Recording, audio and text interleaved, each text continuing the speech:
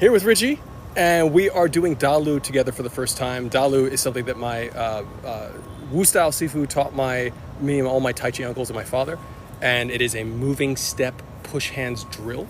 So we're gonna keep doing what we're doing, but I just thought it'd be valuable for you guys to see this. And also, quick story: Grandmaster William C.C. Chen used to ask my father and I to do these exercises on stage during his demonstrations in Chinatown, which always showed to me his mastery, that he was such a master that he understood that excellence in any style is representative of him. And I appreciate that. Excellence in all styles represents the excellent. So that's just such a cool lesson for me, and I want to share that with you guys, and we're going to get to it. And love you.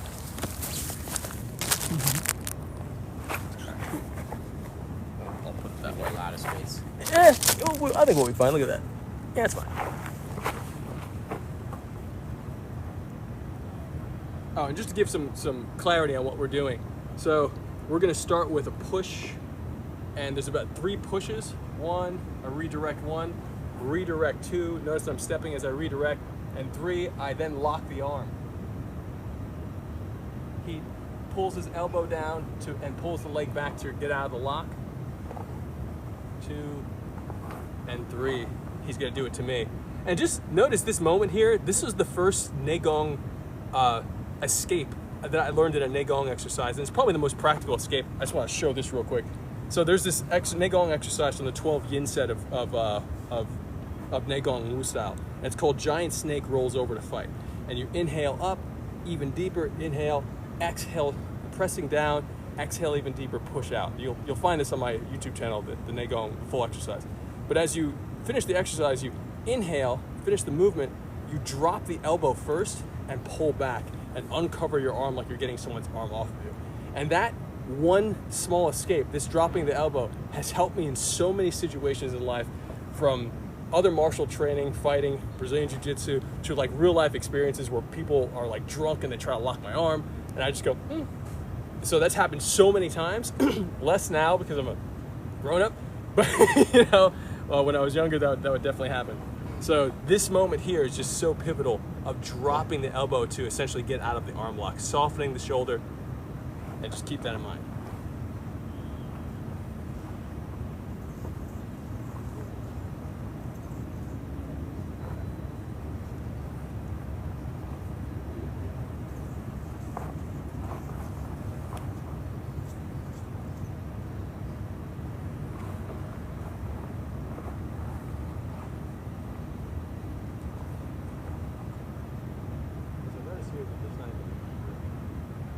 It's pointing down.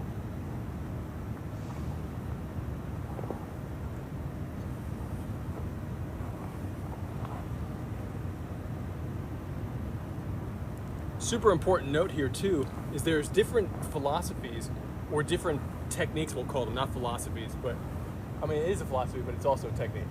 So there's different schools of thought on when the push should happen when you're stepping.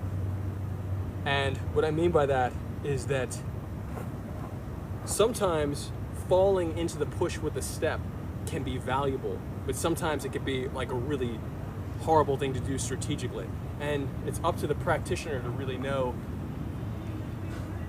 when to do which with the opponent. So here I'm pressing, and now here I'm going to step and push at the same time.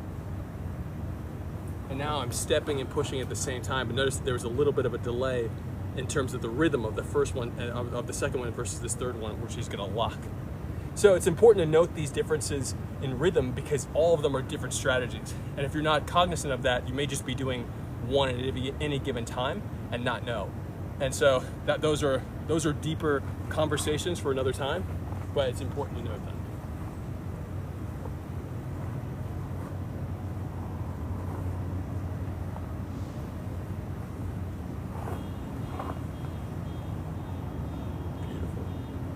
Reach these fingers a little bit more to the leg. Great, awesome. And you don't need to give it up. Let me find my way out. There we go, good stuff. And that was great how you just put a lot into the meaning that you. So I'm pressing through your center line, I'm aiming through your center line, you really have to get out of the way, and vice versa. Yeah, I was going to do the same thing with fingers first, then add the step after.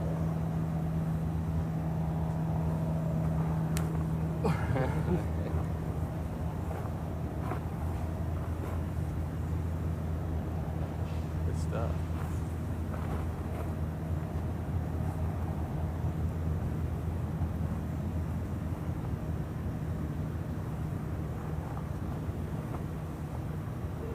Let's do one more step.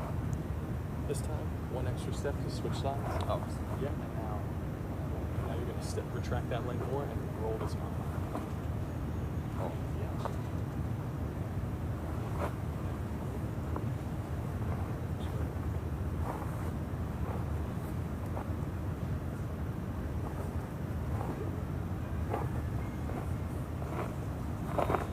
Good stuff.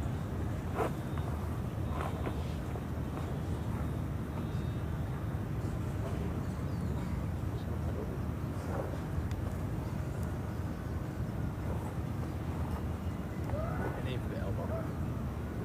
So big note is that every time someone's pushing, you're aiming for the elbow, because the elbow is the control point for the entire upper body. Okay, so we're gonna use at the very least the arm, but if you're a trained practitioner, you know how to move someone's entire body from an elbow.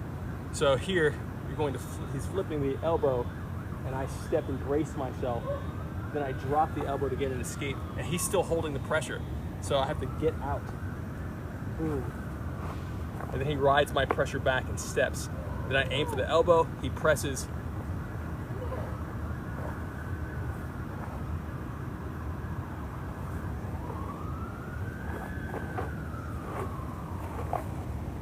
Good stuff.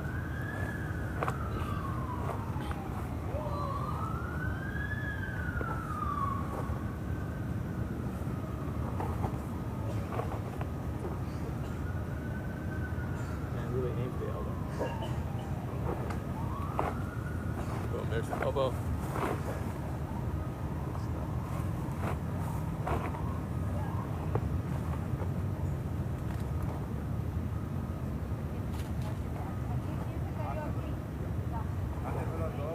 So think about as you essentially hold it leg back, think about using this as the bridge to deflect my control. So you're directing my control up and I'm pushing on you. You want it past you, yeah, exactly. And you go right to the elbow. And then I try to drill through you. And notice that my hand is up, ready to punch or anything. So if I'm pushing and I have this bridge here, I have the other hand up. And this is what, let's take a second just to adapt this to like combat, sport combat. So I'm here, I'm pressing on somebody, I can do all this stuff here. So you maintain your hands up. Just because you're doing Tai Chi doesn't mean that you start doing things where you put yourself in danger in other sports. You don't want to have bad habits. So you keep the hands up, whether it's in front of you here or here, and you get ready to play again, to press again. And he does the lock right there. So here I'm pulling my leg back as I soften my arm. And then I use that bridge to deflect. He presses through my center line, and I deflect. Get that one more time, press and step. Notice that time I stepped around, so you can start playing with the footwork. Really use that.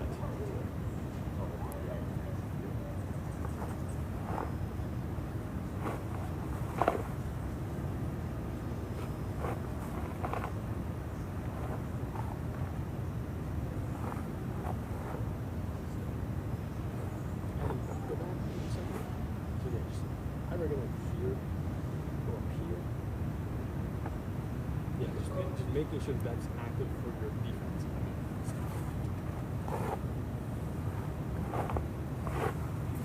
And also, do your best to that you can feel allow yourself a sense of freedom when it comes to where you step. Meaning that we don't have to only be going back and forth. Feel free to step around me and play with the angles. And that's where the real dynamism really starts to come in. So I step around you, and now I've got this, all my pressure going down, and you can step up. rotate me up.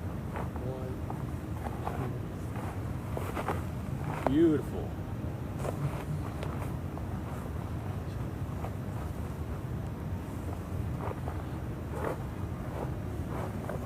Nice. If there's one exercise that always made me feel like I'm in like a kung fu movie, it's this one. Yeah, it's good.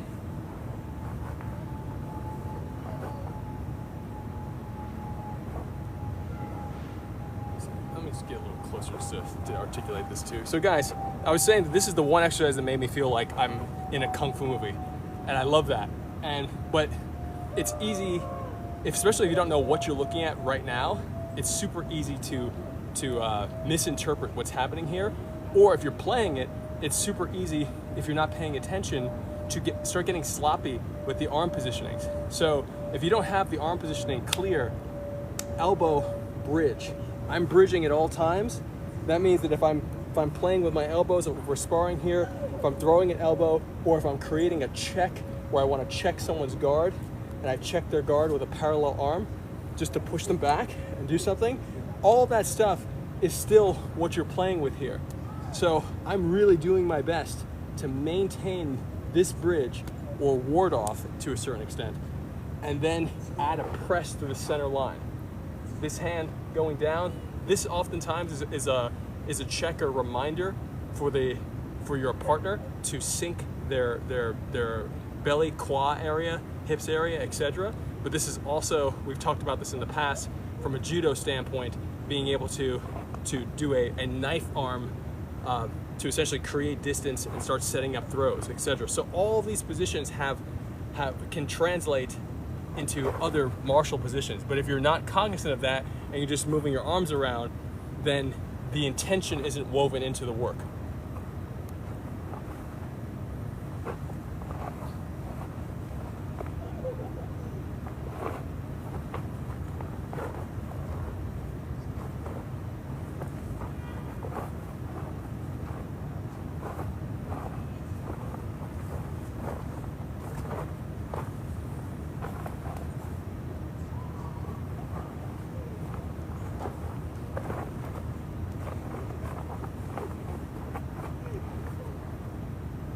So there comes a point where you start really feeling the connectivity between the footwork, the hips, the waist, and the arms, hands, fingers, etc., the full body connectivity, but really trying to feel those waves and how those waves set up leverage points, how to use those leverage points to lock the arm, to press through the partner.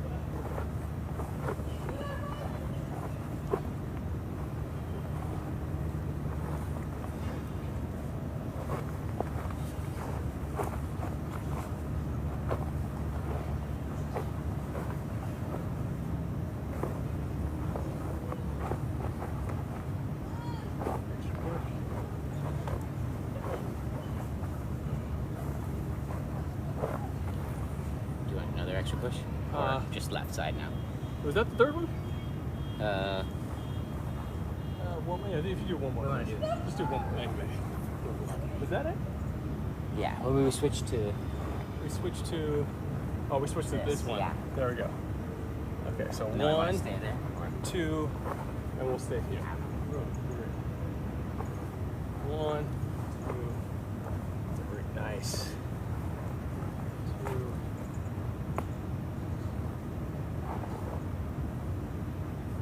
And still, you always slow yourself down. Take those moments. If you notice what we just did, we were having so much fun that we stepped without motivation.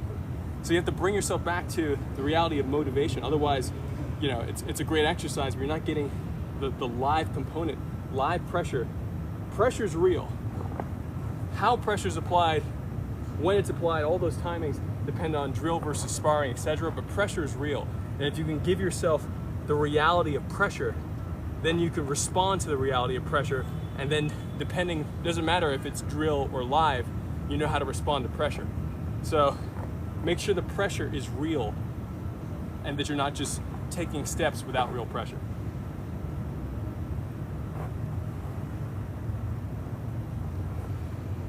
And I'm gonna note that, I have to note that, it's actually a pretty good point. remember to say that another time. Mm-hmm.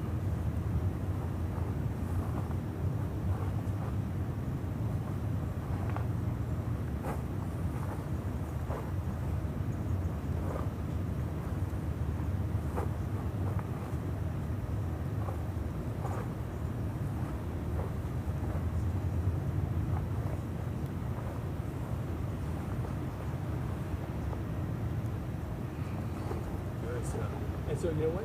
With pulling out here, drop the arm and immediately come into guard. Yeah, Here? exactly. So immediately get yourself in guard. So yeah. So in other words, if anything starts to happen here, this you can pop this down, bang, like that. So immediately come into guard and then still use this bridge to redirect. There we go. Good stuff.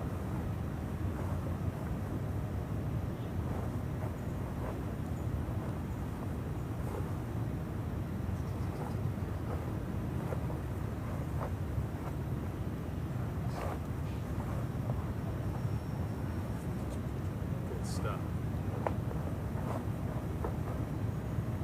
Good stuff. You hold it. Good.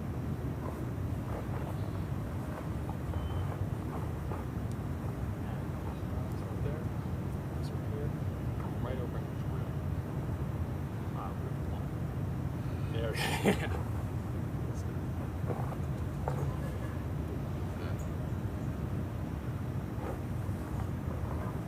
And note too, like every time you're redirecting the push, so every time you're redirecting the push, give yourself a full, like the ability, even if it's small, to get that full pivot of whatever hip power, pivot power, waist power, and the hand. So do your best to get all of that coming together at once. Okay.